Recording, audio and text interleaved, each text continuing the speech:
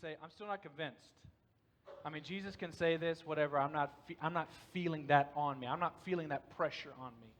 You say, yeah, Jesus is going to be with us. We hear that all the time. I'm not feeling that on me.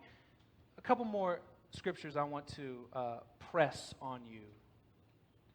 If your main objection to the Great Commission is concerned with doubt over your own abilities, I can't teach. I don't know what to say to people. I don't feel like I have the skill set to be a disciple maker. I'm not sure that I have the ability to do this. Consider Moses, Exodus 3, verse 11 and 12. But Moses said to God, see if you recognize this statement. Who am I that I should go to Pharaoh and bring the children of Israel out of Egypt? Who am I that I should go to Pharaoh, the king, and take these people out of Egypt? This is what Jesus says. This is what God says. But I will be with you. I will be with you. That's his answer to Moses saying, who am I? I don't know what I'm doing. God says, but I will be with you. And this shall be a sign for you that I have sent you. When you have brought the people out of Egypt, you shall serve God on this mountain. My question is this: are your disciple-making efforts more difficult and more challenging than going to another ruling country and bringing a slave people out of that country to your country?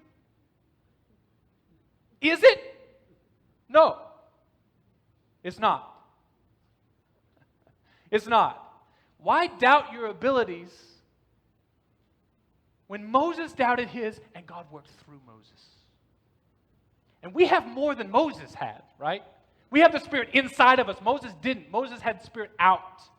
Did say that he was filled with the Spirit for a time. But we have the full presence of God all the time.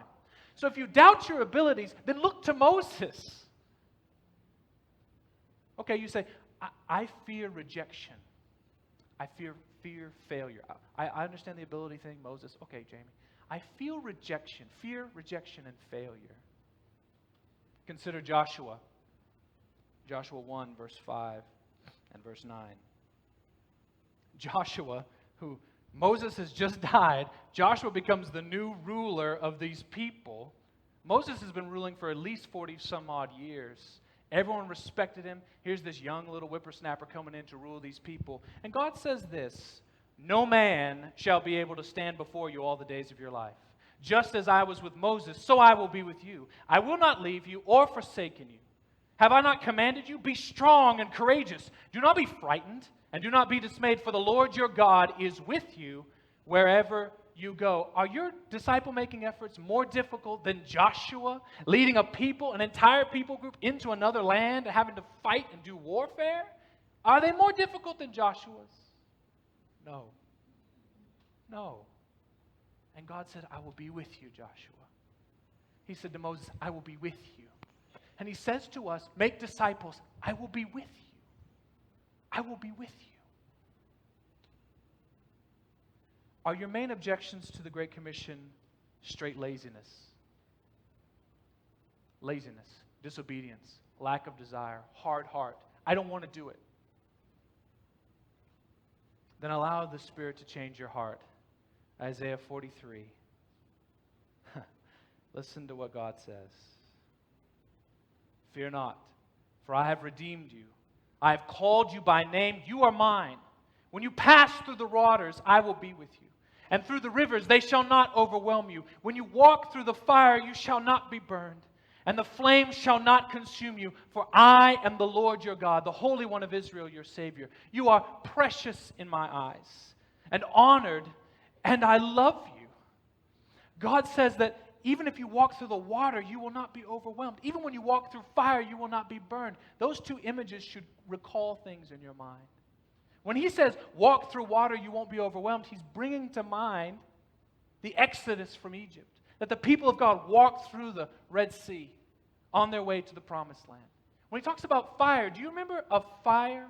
If you're VeggieTales people, Rakshak and Benny, Shadrach, Meshach, and Abednego, they fail. They refuse to bow to Nebuchadnezzar. Nebuchadnezzar throws them into a fiery furnace. The three of them are thrown in. They're not burned, but the guards who opened the door are just consumed instantly. Nebuchadnezzar looks in the little window, little peephole. He sees three guys, and then he sees a fourth guy. And he says that fourth guy, he said, that looks like a son of man. The point is this: water and fire, those are images of danger, of death, of destruction, of wrath. What the Bible is saying is, I will be with you through those things. I will be with you through water. I will be with you through fire. There is one who is with us in the fire. His name is Jesus. There is one who has been drowned so that you and I would never be drowned by the wrath of God. There is one who has been burned, who has had the wrath of God turned towards him with such anger so that you and I would never experience that wrath, that fire. There is one who is despised by the Father so that God could look at you and say, you are precious, you are honored, you are loved, I love you, don't be afraid. Christ himself lost everything so that you and I would have everything in God. Allow that to change your heart, church. Laziness and hard-heartedness can't fight against the love of God.